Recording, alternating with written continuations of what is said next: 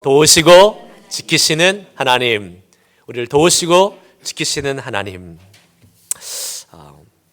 애플이라는 회사 잘 아시죠? 애플에 다니시는 분도 계시지만 애플의 회사의 창업자 스티븐 잡스가 어린 시절에 유명한 일화가 하나 있습니다. 많은 분들 아마 아실 수 있을 거예요. 스티븐 잡스가 12살 때 12살이면 막 고등학교 들어가는 그 시점에 주파수 계수기라는 것을 좀 만들고 싶었대요. 뭔지는 잘 모르겠어요. 주파수 계수기. 그냥 뭐 이렇게 약간 디바이스 같이 그런 걸 만들고 싶었는데 돈이 없었답니다.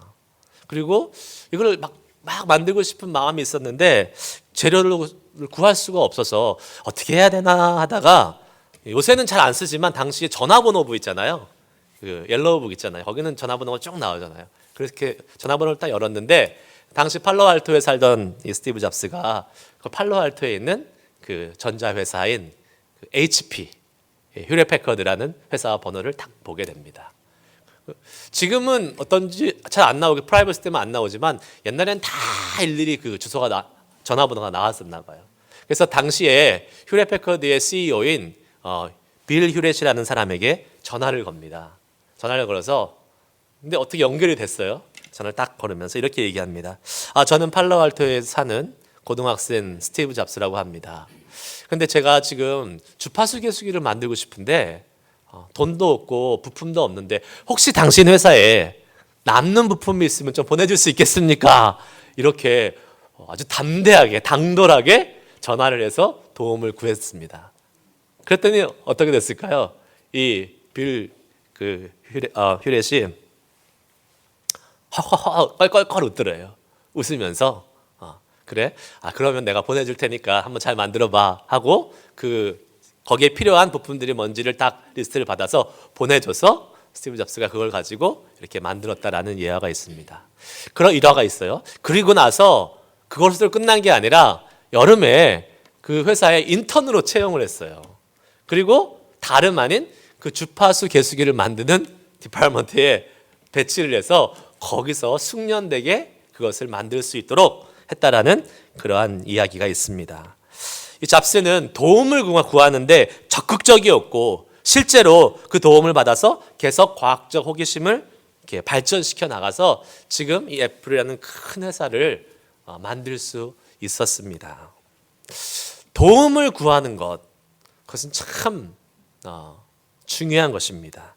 그런데 문제는 요새는 잘 도움을 안 구한다라는 거예요. 왜 안 구할까요? 사람들이 너무 젠틀해졌어요. 그래서 나는 민폐 끼치기 싫어. 나는 사람들에게 패 끼치기 싫어. 그냥 내 선에서 해결하고 도움 같은 건 필요 없어. 그러한 마음 때문에 도움을 잘 안 구할 때가 많아요. 다른 말로 얘기하면 자존심이라는 것 때문에 또 그렇습니다. 실제로 웬만한 것은 스스로 해결하고 있습니다. 그런데 도움을 구하지 않는 이러한 사회적 분위기가 우리의 영적인 모습에는 아주 좋지 않은 영향을 끼친다고 볼 수 있습니다. 왜 그럴까요? 내가 스스로 해결할 수 있고, 내가 나의 삶을 매니지할 수 있고, 내가 스스로 살아갈 수 있다라는 이러한 생각이 가져오는 것이 무엇일까요? 결국은 영적인 교만을 가져오고 맙니다. 하나님도 찾지 않게 된다는 사실이에요. 그런데 과연 우리는 혼자 살 수 있는, 혼자 모든 것을 해결할 수 있는 그러한 존재입니까? 아닙니다. 절대로 그렇지 않습니다. 우리는 우리의 한 치 앞도 분간하지 못하고 한순간도 예상하지 못하는 삶을 살아가는 존재들임을 부인할 수 없습니다. 그런데 참 안타까운 것은 우리가 언제 하나님을 찾습니까? 힘들 때, 어려운 문제가 딱 닥치면 그때 하나님을 찾는다는 것이에요. 즐거울 때도 찾고 평안할 때도 찾고 해야 되는데 우리가 참 어려울 때만 하나님을 찾는다는 것입니다. 그런데 우리가 꼭 기억해야 될 것이 있습니다. 무엇입니까? 하나님이 우리를 지금 이 순간 우리에게 하나님이 호흡을 허락해 주시지 않으면 우리는 한 호흡도 내뱉을 수 없고 한 호흡도 들이마실 수 없다는 사실입니다. 하나님이 호흡을 허락해 주신다 하더라도 공기가 없으면 그 호흡이 아무런 의미가 없습니다. 하나님이 허락해 주시는 공기, 하나님이 허락해 주시는 환경, 이 속에서 우리는 살아가고 있음을 기억해야 될 것입니다. 이 사실을 잊지 않는다면 우리의 삶은 매 순간순간이 주님의 도움이시요 하나님의 은혜로 살아가고 있다는 사실에 감사하며 살아갈 수 있을 줄 믿습니다. 첫 번째, 오늘 우리가 본문 말씀을 통해서 살펴볼 것은 하나님은 우리를 도우신다는 사실이에요. 오늘 시편의 이 말씀은 예루살렘으로 올라가는 순례자가 부르는 찬양입니다. 순례자가 무엇입니까? 어떠한 길을 걸어가고 있는 사람입니다. 당시 구약시대에 예루살렘에 한 3번 정도 1년에 올라가는 절기가 있었습니다. 유대 지역, 이스라엘 지역 온 곳곳에서 걸어서, 지금처럼 차를 타고 가는 게 아니잖아요. 걷거나 아니면 동물을 타고 낙타나 이런 걸 타고 어렵게 가는 겁니다. 사막 지역인 유대 지역을 걸어서 며칠씩 걸어가야 되는 여정이 그리 만만치 않았을 거예요. 힘들고 포기하고 싶은 순간이 많이 있었을 것이에요. 그런데 그때 내가 좀 너무 다리도 아프고 힘들고 그만 가고 싶고 나를 좀 이렇게 업어주고 이렇게 하면 좋겠다라고 생각하고 주변을 살펴봐서 같이 가는 사람을 이렇게 봤는데 그 사람도 여전히 힘들고 그 사람도 여전히 내가 좀 업어달라고 하려고 했더니 나를 좀 업어달라고 이렇게 하는 상황을 보고 있는 거예요. 힘들어도 주변 사람들에게 도움을 청할 수 있는 상황이 안 되는 거예요. 근데 어쩌면 이것이 우리가 살아가는, 이 땅을 살아가는 삶의 현실이 아닌가 싶습니다. 우리는 하나님의 택하심을 받은 사람으로서 천국을 향해서 걸어가는 순례의 길을 이 땅을 살아가고 있다고 볼 수 있어요. 그런데 이 땅을 살아가는 그리스도인으로서 살아가는 것이 만만치 않다라는 겁니다. 힘든 일이 참 많아요. 가정에서 막 가족들과 부딪히고, 또 직장에서 직장 동료 상사들과 부딪히고, 이게 뭔가 하나 만만한 것이 없는 그러한 인생을 살아가는 것이 우리가 이 땅을 살아가는 인생길인 것 같습니다. 그래서 나도 또 어떤 사람한테 손을 내밀고 싶어서 이렇게 갔는데 그 사람도 힘들어. 그 사람도 어려워. 그러니까 막상 손을 내밀기가 쉽지 않은 상황. 어쩌면 그러한 상황이 우리를 더 힘들게 하고 오히려 더 기운 빠지게 할지도 모르겠습니다. 그런데 그때 우리가 기억해야 될 것이 있습니다. 무엇입니까? 우리가 도움을 구하고 의지해야 될 대상은 사람이 아니라는 사실입니다. 사람이 아니라 하나님을 구하고 하나님께 도움을 구해야 될 줄 믿으시길 바랍니다. 시편 146편 3절에서 5절 말씀에 이러한 말씀이 있어요. 우리 다 같이 한번 읽어봅시다. 시작. 귀인들을 의지하지 말며 도울 힘이 없는 인생도 의지하지 말지니 그의 호흡이 끊어지면 흙으로 돌아가서 그날에 그의 생각이 소멸하리로다. 야곱의 하나님을 자기의 도움으로 삼으며 여호와 자기 하나님께 자기 소망을 두는 자는 복이 있도다. 아멘. 아멘. 누구에게 소망을 두는 자가 복이 있다고요? 하나님께 소망을 두는 자. 누구를 도우심을 삼는 자가 복이 있다고요? 하나님께 도우심을 삼는 자가 복이 있다라고 말씀하고 있습니다. 사람은 흙으로 돌아가서 그의 생명이 끝나면 더 이상 어쩔 수 없는 유한한 존재입니다. 오늘 본문의 순례자가 주변에 온통 힘들어하는 사람들 속에서 믿음의 행동을 하나 합니다. 그것이 바로 무엇입니까? 하나님을 향해서 눈을 드는 것입니다.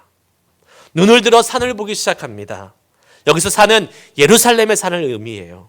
예루살렘에 있는 시온산을 의미합니다. 하나님의 성전이 있는 곳, 하나님의 임재가 있는 곳. 중요한 것은 시편 기자가, 이 순례자가 계속 주변에 있는 힘든 상황을 보지 않았다라는 거예요. 하나님을 향해서 눈을 들었다는 것이 아주 중요합니다. 왜요? 어려움에 닥치면 그 사람들은 희한하게 그 어려운 상황을 보고 거기에 우리의 눈을 고정시켜서 다른 것을 보지 못하게 되는 안타까운 그러한 상황들이 많이 있습니다. 그 앞에서 두렵고 겁먹고 어쩔 줄 몰라 합니다. 점점점 염려와 근심이 쌓여갈 수밖에 없습니다. 문제를 쳐다보고 있기 때문에 사람이 그렇게 되는 것이지요. 그 문제 앞에 자신이 점점 초라해지고 연약해질 수밖에 없습니다. 그런데 예수님이 그 문제를 바라보면서 염려하고 근심하는 자들에게 뭐라고 말씀하셨습니까? 마태복음 6장 27절 말씀을 보겠습니다. 같이 읽을게요. 시작. 너희 중에 누가 염려함으로 그 키를 한 자나도 더할 수 있겠느냐? 아멘. 염려함으로는 키를 한 자나도 더할 수 없다라고 그래요. 염려함으로는 아무런 해결책을 가질 수 없다라고 말씀하고 있습니다. 문제를 보고 있으면 염려밖에 없지만 그 염려는 아무 해결책을 주지 못하기 때문에 우리에게 필요한 것은 우리를 더욱 위축시키고 우리를 힘들게 하고 염려와 불안을 주는 그 문제를 보는 것이 아니라 그 두려움과 염려를 어떻게 해요? 하나님께 맡기고 주님을 볼 수 있는 믿음의 눈을 주님께 고정할 수 있는 우리가 되어야 될 줄 믿습니다. 디모데후서 1장 7절 말씀에 이런 말씀이 있습니다. 하나님이 우리에게 주신 것은 두려워하는 마음이 아니요 오직 능력과 사랑과 근신하는 마음이니. 하나님이 우리에게 두려워하고 염려하는 마음을 주시지 않았다라고 말씀하고 있습니다. 문제가 있어도 어려움이 있어도 우리 속에 두려움과 근심이 온다면 그것은 하나님이 주신 마음이 아니라는 거예요. 사단이 우리를 넘어뜨려고 주는 마음인 줄 믿고 예수 그리스도의 이름으로 물리치면서 하나님을 볼 수 있는, 하나님을 의지할 수 있는, 하나님의 도우심을 구할 수 있는 우리 모두가 될 수 있길 주의 이름으로 축복합니다. 그러면서 시편 기자는 눈을 들어서 산을 보았는데 산을 본 것으로 그치는 것이 아니라 그가 2절 말씀에서 이렇게 고백합니다. 나의 도움은 어디로부터? 천지를 지으신 여호와에게서로다. 나의 도움은 천지를 지으신 여호와에게서로다. 산을 봤는데 그 산에서 그치는 것이 아니라 그 산을 만들고 그 산을 창조하신 창조주 하나님을 보게 된 것이에요. 믿음의 행동이, 믿음의 결단이 바로 이러한 축복을 가져오는 것입니다. 여러분, 단순히 눈을 들었을 뿐이에요. 그런데 그 믿음의 행동으로 나아가는 그 시편 기자에게 하나님은 산을 볼 뿐만 아니라 그 산을 지으시고 다스리시고 창조하신 나의 삶을 주관하시고 다스리시는 하나님 창조주를 보게 됐다는 사실입니다. 그게 중요한 겁니다. 처음부터 창조주를 느끼는 것이 아니에요. 눈을 들어서 작은 믿음의 결단으로 그 문제에서 벗어나려고 할 때에 하나님은 그에게 이 놀라운 은혜를 허락해 주심을 믿으시기를 축복합니다. 사무엘상 17장에 우리가 잘 아는 성경의 이야기가 나옵니다. 다윗과 골리앗 이야기입니다. 여러분 이거 어렸을 때부터 많이 주일학교에서 들었잖아요. 근데 어떤 일이 있었습니까? 블레셋에 골리앗이라는 장수가 지금으로 말하면 한 3m 정도 되는 큰 장수가 갑옷만 한 50kg가 넘는 갑옷을 입고 나와서 이스라엘 진영 앞에 딱 서서 이야기합니다. 너희들 중에 싸울 자가 있으면 나와봐라. 그리고 너희들을 섬기는 이스라엘의 하나님을 모욕합니다. 그런데 어떠한 일이 벌어집니까? 이스라엘 군사들이 사울 왕과 이스라엘의 군사들이 그 골리앗이 나와서 여호와를 모욕하고 이스라엘 군대를 모욕하는데 그 앞에 나가서 설 자가 한 사람도 없었습니다. 벌벌 떨면서 다 그냥 숨죽이고 누가 나가나 어떻게 되나 이렇게 지금 기다리고 있는 상황이 다윗과 골리앗의 이야기에 나오지 않습니까? 그것이 무려 며칠이나 지속됐습니까? 40일이나 지속됐어요. 문제, 큰 골리앗을 보고 있으니까 나가지 못하는 거예요. 그런데 골리앗을 보지 않고 하나님을 보고 있었던 다윗이라는 어린 소년이 그 앞으로 나아갑니다. 다윗이 등장해요. 세상 말로 골리앗과 맞짱 뜨려고 나아가는 것입니다. 다윗은 10대 중반 아주 어린 소년이었습니다. 사울 왕이 준 갑옷도 맞지 않았지요. 작고 왜소한 체격이었다는 것입니다. 그런데 그가 당당히 골리앗을 맞설 수 있었던 이유는 무엇입니까? 다윗은 골리앗만 본 것이 아니라 그 문제의 뒤에 있는 하나님을 보고 나아갈 수 있었기 때문에 그렇다는 것을 믿으시길 바랍니다. 그의 고백에서 우리는 그것을 찾을 수 있어요. 사무엘상 1장, 사무엘상 17장 45절 말씀, 우리가 다윗이 외쳤던 고백을 우리도 한번 외쳤으면 좋겠습니다. 시작. 다윗이 블레셋 사람에게 이르되 너는 칼과 단창으로 내게 나아오거니와 나는 만군의 여호와의 이름 곧 내가 모욕하는 이스라엘 군대의 하나님의 이름으로 내게 나아가노라. 아멘. 아멘. 다윗은 도우시는 하나님의 이름으로 나아갔습니다. 그것이 무엇을 의미합니까?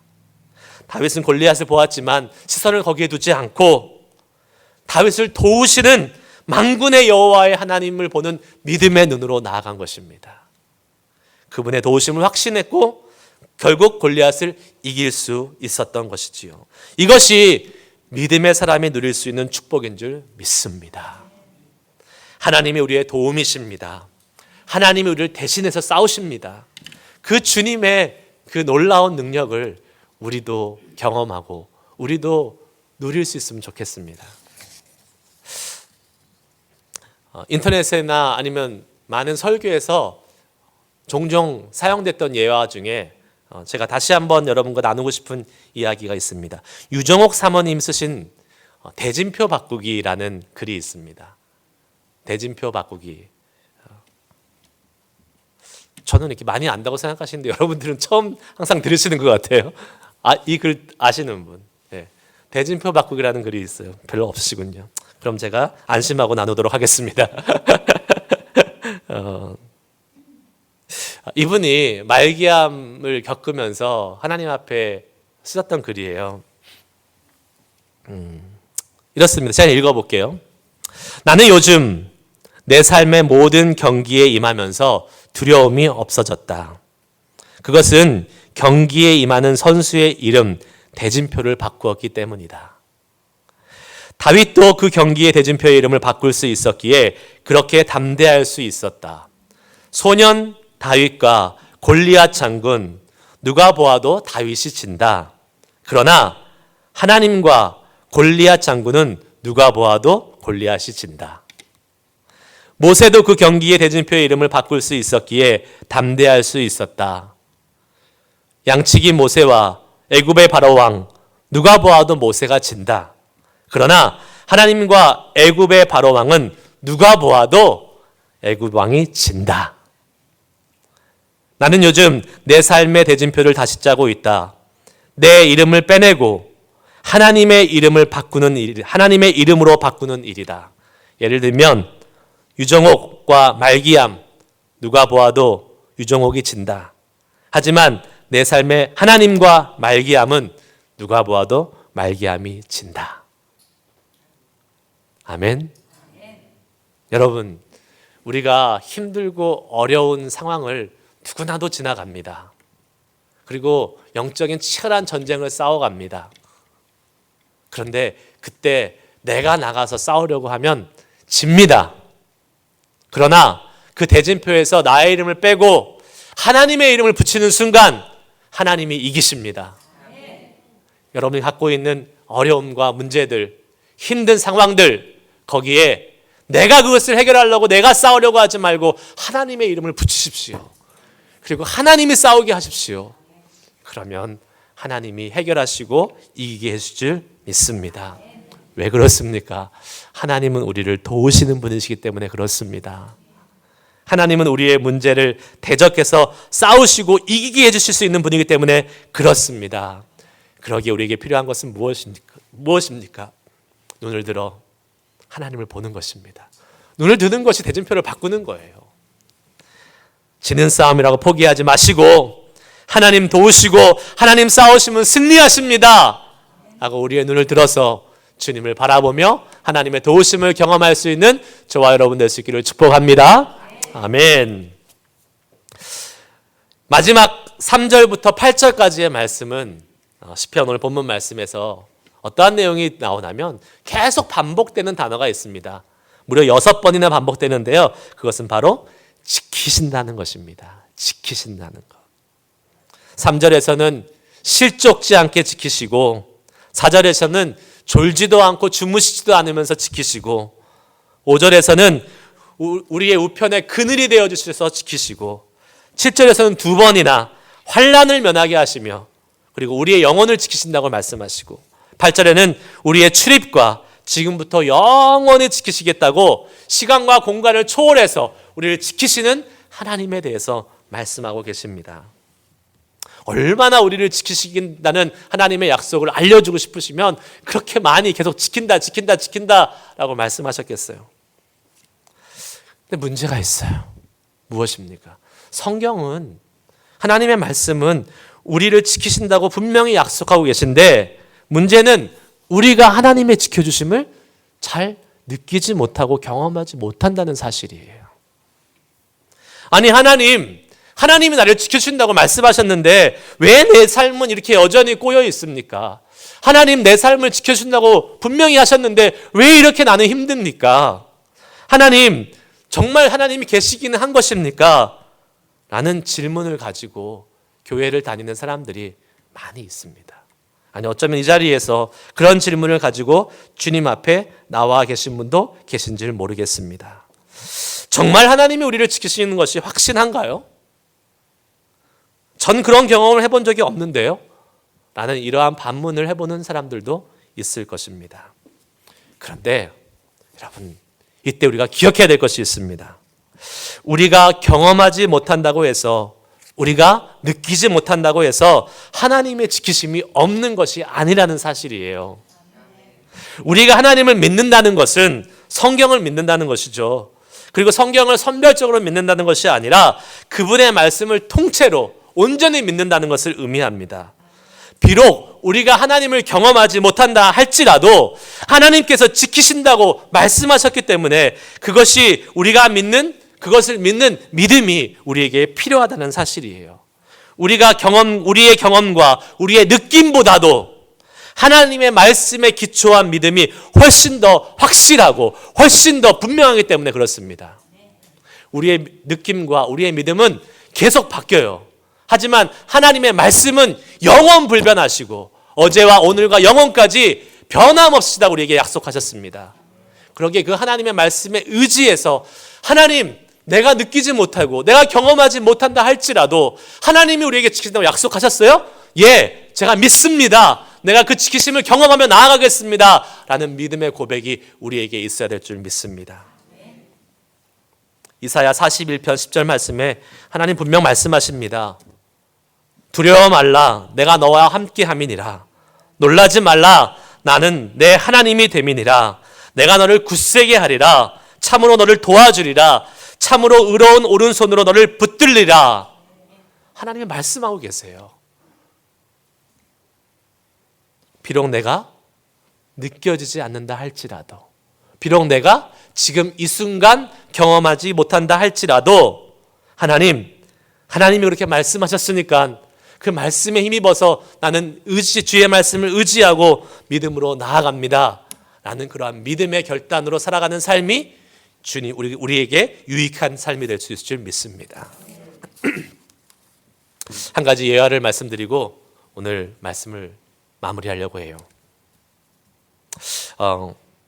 수잔 앤더슨이라는 어떤 한 여인이 있었습니다. 수잔 앤더슨이라는 여인이 눈이 조금 이상해서 병원에 가서 눈 수술을 받다가 양쪽 눈이 다 실명을 하게 되는 그러한 상황에 처했습니다. 얼마나 참담했겠습니까? 아무것도 보지 못하는 상황이 됐다고 생각해 보십시오. 다행히 그 옆에 사랑하는 남편이 있었어요. 너무너무 사랑하는 남편이 있었어요. 그래서 그 아내를 지극히 돌봐주면서 앞에서 수족이 다 되어주었습니다.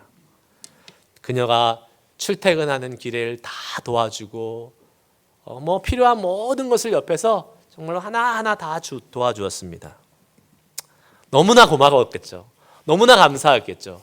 그런데 어느 날 이 수잔 앤더슨의 남편이 이렇게 수잔에게 이야기했습니다. 여보, 이렇게 계속 살 수 없으니 내일부터는 당신 혼자 출근하세요. 당신 혼자 출근하세요. 딱 그러는 겁니다. 여러분 아시지요? 100번 나에게 잘해주는 것보다 한 번 서운하게 한 것, 그것이 사람의 뇌리에 꽂혀 있는 겁니다. 이 수잔이 너무 상심을 했어요. 그 안에 세월 동안에 잘해준 건 다 잊어버렸어요. 남편이 너무 밉고 너무 서럽고, 그래가지고 오기가 생겼습니다. 그래, 뭐 니까지가 없어도 된다, 나 혼자 할 수 있다 해가지고 이 수잔이 그 다음 날부터 이제 지팡이를 짚고 버스를 타기 위해서 나아갑니다. 출근해야 되니까. 올라가요. 넘어지고 엉뚱한 데로 가고 사람들의 조롱도 받고 하면서 우여곡절 끝에 하루 지나면서 이제 며칠 지나고 한 보름쯤 지나니까 익숙해졌어요. 잘 이제 버스도 타고 직장까지 출근하고 아무 문제 없이 잘 가고 있었습니다. 근데 어느 날 그녀가 버스를 탁 탔는데 버스 기사가 무심코 이렇게 말을 하는 거예요. 부인은 좋겠어요. 왜요? 그러니까 좋은 남편을 두셔서 좋겠습니다 라고 이렇게 얘기하는 거예요. 그래서 매일같이 함께 버스 타고 가는 남편이 있어서 좋겠습니다 라고 이야기하는 거예요. 알고 보니까 남편이 매일 아내가 버스를 탈 때 같이 타고 갔던 거예요. 몰래 뒤에서 타고 수잔이 앉아있는 뒷자리에 앉아서 계속해서 쳐다보고 같이 내리고 같이 뒤에서 따라가며 행여나 무슨 일이 있을까 계속 돌봐줬던 것입니다. 여러분, 하나님이 우리를 돌보시는 모습이 이와 같아요. 우리는 느끼지 못할 때가 너무나 많이 있습니다. 우리는 깨닫지 못할 때가 너무나 많이 있습니다. 그러나 하나님은 우리 주변에서, 우리 뒤에서 계속 우리를 지키시고 계세요. 우리가 느끼고 경험하는 것과 상관없이 하나님은 늘 우리의 인생을 지키고 계시는 분이라는 사실을 꼭 기억할 수 있기를 축복합니다. 우리가 모를 뿐이죠. 우리가 느끼지 못할 뿐이죠. 지금까지 여러분 인생을 한번 돌아보시길 바랍니다. 힘들었던 순간 많았죠.